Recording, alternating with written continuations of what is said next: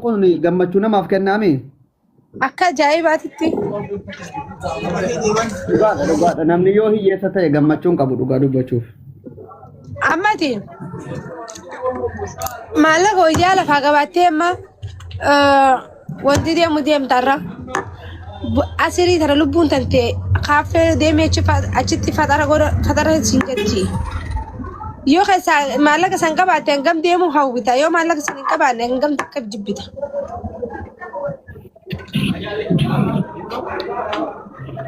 Isaan mallaqaa fi sibiila jaallatu. Sibiilli immoo maa inni?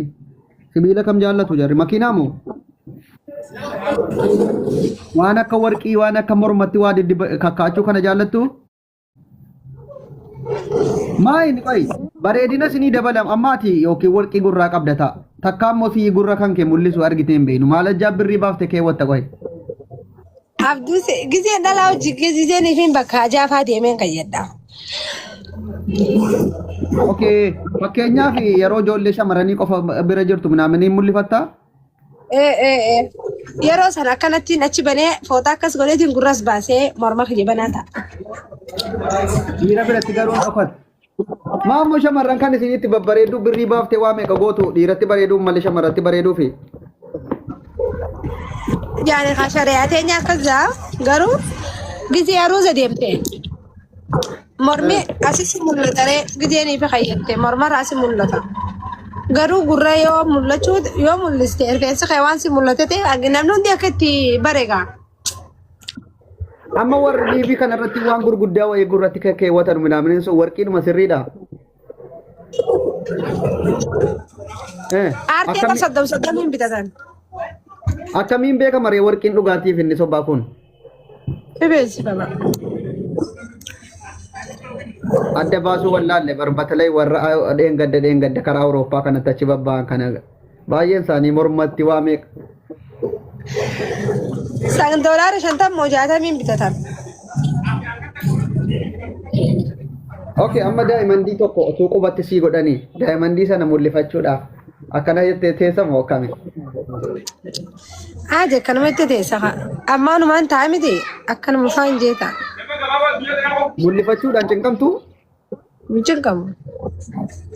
Ansilaa utuu nama jaartii qabaadhe jaartii kiyya funyaan sitti faa daa'imandiin godhaaf malee aartii sobaa birrii 5 minaaminii ittiin kaa'uuf. Ni qabna kaabduuse daabatti akkana rarra'uun qaba. Daafni maal godha? Okay. Kan itti rarra'u sun na dabbaraan innichi funyaan itti rarra'u funyaanitti yoo ka'an na sodaachisaa yoon. Gaaf takka fayyadee sirraan bareedu naan jedhe dilaan gaafa sanfuudhee mana kaaye takka baasii fayyadee hin geeqo. Kuno birrumaan hin jedhe. Lafaa taa'u gaafa jireenyi qaala'ee gurgurtaa bakka warqii qulqulluu yoo ta'e. Heyyee. Taate. Dhiirri immoo yoo maal godhate irraa bareeda dhalaa waan akkasii feetii mi dhiirri maal yoo godhachuu fedha. Dhiirti sidaatii qaama isaa eeggatteetuma. Mataa isaa kana mooluus hin ta'ini dabbuus dabbasaa hin ta'in firis gootee basi jiraafi tottolfattee maallaqa ishaa qabattu maatii miti. Dhiirri bakka masfartiin isaa mallaquma qabaachuudhaan zooroo. Otuu hagam funyaansaa akkana funyaansaa kun dabaa akkamii ta'e numa jaallattu mitiisin? Hin jaalladhu. Mallaqa qaba taanaan funyaan kun otuu hidhiin akkana ta'e funyaan akkana ta'e numa jaallattu dhugaa rabbii. Wallaahi haraam nattaa godhu. Isa jaallattaniitu iyyuu bareedaa immoo bakkeedhaan wushummaa godhattu kan dhageettu soba moo sun? Wushummaa ni beektaa? Warra itti fayyadamee gaafa dhoreen beekon. No, akka yaaddaatti inni jira moo jiru wanta akkasii? Maal inni? Kam inni? Sababili karmoo abeetu batu yamalalala.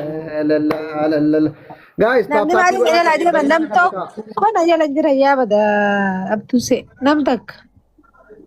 TikTokii waa ta'ee jira erga Ameerikaan bittee vaayiraalii ka'uu dide bar. Ani hin beeku. Bayya marawaan Khalaas ganama ol kataa qattuun laalladhuuti wajji taphadhu. እሺ በቃ የኔ ቆንጆ ይመችሽ። አየ ሆታ ጊዜ ሲኒፍ ምጃይ ቶሎ